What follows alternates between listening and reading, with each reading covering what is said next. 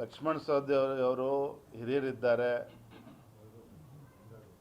ದೈಹಿಕವಾಗಿ ಅವ್ರು ಅಲ್ಲಿದ್ದರೂ ಕೂಡ ಅವ್ರ ಮನಸ್ಸು ಕೂಡ ಅವ್ರದ್ದು BJPಯಲ್ಲೇ ಇರ್ತದೆ. ಅವ್ರು ಏನಾರ ಹೇಳಿಕೆ ಕೊಡ್ಬೋದು, ಆದರೆ ಮುಂದೆ ಏನಾಗ್ತದೆ ಅಂತಕ್ಕಂಥದ್ದು ಕಾಲವೇ ಎಲ್ಲದಕ್ಕೂ ಕೂಡ ಉತ್ತರವನ್ನು ಕೊಡ್ತದೆ. ಆದರೆ ನಾವು ಯಾರಿಂದೂ ಕೂಡ ಹುಡ್ಕೊಂಡು ಹೊರಟಿಲ್ಲ. ಇವತ್ತು ಭಾರತೀಯ ಜನತಾ ಪಾರ್ಟಿ ಕಳೆದ ವಿಧಾನಸಭಾ ಚುನಾವಣೆ ಹಿನ್ನಡೆ ಆದರೂ ಸಹ ಇವತ್ತು ಮತ್ತೊಮ್ಮೆ ಎಲ್ಲ ಕಾರ್ಯಕರ್ತರು ಇವತ್ತು ಉತ್ಸಾಹದಲ್ಲಿದ್ದಾರೆ. ಯಾರೇ ಬಂದರೂ ಕೂಡ ಸ್ವಾಗತನ ಮಾಡ್ತೇವೆ. In the interest of the nation, ರಾಷ್ಟ್ರದ ಹಿತದೃಷ್ಟಿಯಿಂದ ನರೇಂದ್ರ ಮೋದಿಜಿಯವರು ಮತ್ತೊಮ್ಮೆ ಪ್ರಧಾನಮಂತ್ರಿ ಆಗಬೇಕು ಅನ್ನುವ ಸದುದ್ದೇಶ ಇಟ್ಕೊಂಡು ಯಾರೇ ಮುಂದೆ ಬಂದರೂ ಸಹ ಅವರನ್ನು ಸ್ವಾಗತವನ್ನು ಮಾಡ್ತೇವೆ. ಏನಣ್ಣ? ಇಲ್ಲಪ್ಪ, ಚರ್ಚೆ ಮಾಡ್ತೇವೆ.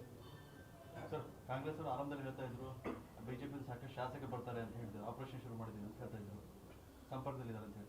ಫಸ್ಟು ಇರೋರನ್ನ ಉಳಿಸ್ಕೊಳ್ಳಿ. ಕಾಂಗ್ರೆಸ್ ಪಕ್ಷದವರು, ಮಾನ್ಯ ಮುಖ್ಯಮಂತ್ರಿಗಳು, ಕಾಂಗ್ರೆಸ್ ಪಕ್ಷದ ಅಧ್ಯಕ್ಷರು 136 ಸ್ಥಾನಗಳಿಂದ ಇವತ್ತು ಅಧಿಕಾರಕ್ಕೆ ಬಂದಿದ್ದಾರೆ. ಜನ ನಿಮ್ಗೆ ಆಶೀರ್ವಾದ ಮಾಡಿದ್ದಾರೆ. ಬಡವ್ರ ಮೆಚ್ಚೋ ರೀತಿ, ರೈತರು ಮೆಚ್ಚೋ ರೀತಿಯಲ್ಲಿ ಒಳ್ಳೆ ಆಡಳಿತನ ಕೊಡಲಿ, ಒಳ್ಳೆ ಕಾರ್ಯಕ್ರಮನ ಕೊಡಲಿ. ಇನ್ನೂ ಎಷ್ಟು ದಿನ ಗ್ಯಾರಂಟಿ ಅಂದ್ಕೊಂಡು ಜನರ ಕಿವಿ ಹೂ ಮುಡಿಸ್ತಕ್ಕಂಥ ಕೆಲಸ ಮಾಡ್ತೀರಿ? ಇರೋ ಶಾಸಕರನ್ನ ನೀವು ಕಾಪಾಡ್ಕೊಳ್ಳಿ. ಆದರೆ ಭಾರತೀಯ ಜನತಾ ಪಾರ್ಟಿ, ನಮ್ಮ ಪಕ್ಷ ಎಲ್ಲ ಮುಖಂಡು ನಾವೆಲ್ಲರೂ ಕೂಡ ಒಗ್ಗಟ್ಟಾಗಿದ್ದೇವೆ, ಒಂದಾಗಿದ್ದೇವೆ. ನರೇಂದ್ರ ಮೋದಿಜಿಯವರ ಕೈಯನ್ನು ಬಲಪಡಿಸ್ತಕ್ಕಂಥ ಕೆಲಸ ನಾವು ಮಾಡೋರಿದ್ದೇವೆ, ಯಶಸ್ವಿಯಾಗಿ ಮಾಡ್ತೇವೆ. ನಿನ್ನೆ ಜಿಲ್ಲಾ ಸಚಿವರು ಹೇಳಿದ್ದಾರೆ, ಶೆಟ್ಟರ್ನ ಕರೆಯುವಂಥ ಪರಿಸ್ಥಿತಿ ಬಂದಿದೆ, ಬಹುಶಃ ಪರಿಸ್ಥಿತಿ ಎದುರಾಗಿರ್ಬೋದು ಅಂತ ಹೇಳ್ಬಿಟ್ಟು. ಯಾರು ಹೇಳಿದ್ದಾರೆ? ಬಿಜೆಪಿಯ ಚಾಳಿ ಈ ಥರ ಎದುರಿಸ್ಬಿಟ್ಟು ಮಾಡುವಂಥದ್ದು ಪಕ್ಷಕ್ಕೆ ಸೇರ್ಪಡೆ, ಬಹುಶಃ ಶೆಟ್ಟರ್ಗೆ ಅದೇ ಪರಿಸ್ಥಿತಿ ಬಂದಿರ್ಬೋದೇನೋ ಅಂತ. ಭಾಳ ಮುತ್ಸದ್ದಿ ರಾಜಕಾರಣಿಗಳು ಜಿಲ್ಲಾ ಸಚಿವರು. ನಾವು ಅವ್ರ ಬಗ್ಗೆ ಹೆಚ್ಚೇನು ಹೇಳೋದಕ್ಕೆ ಇಚ್ಛೆ ಪಡೋದಿಲ್ಲ.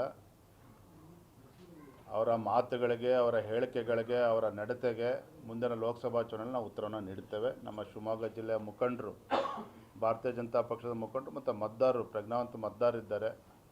ಇವತ್ತು ಜಿಲ್ಲಾ ಸಚಿವರು ಯಾವ್ಯಾವ ಸಂದರ್ಭ ಹೇಳಿಕೆಯನ್ನು ನೀಡ್ತಾ ಇದ್ದಾರೆ, ನಾನು ಇದ್ರ ಬಗ್ಗೆ ಏನೇನು ಹೆಚ್ಚೇನು ಉಲ್ಲೇಖ ಮಾಡೋಕ್ಕೆ ಹೋಗೋದಿಲ್ಲ.